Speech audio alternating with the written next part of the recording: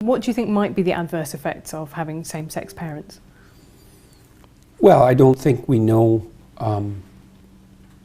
what modeling is optimal for children. That's really the issue. I mean, I suspect that two parents are better than one. Suspect, right? I don't know. One parent is definitely worse than two. We know that.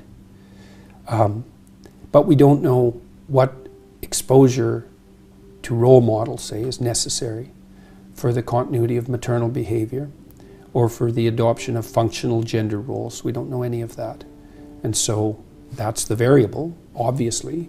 You know, no one knows what the consequence of being raised with two people of the same sex is. Maybe none.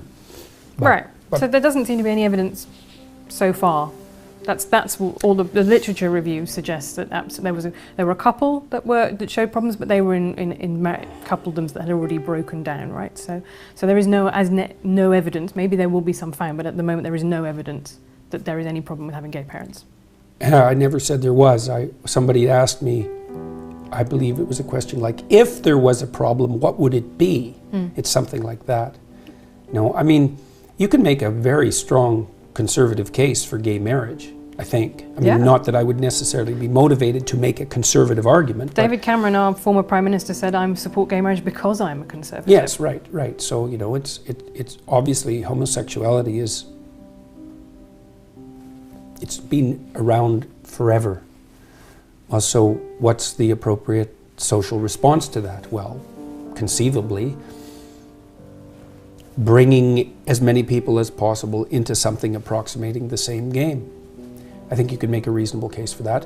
What's the consequence of that for children in those families? I don't know.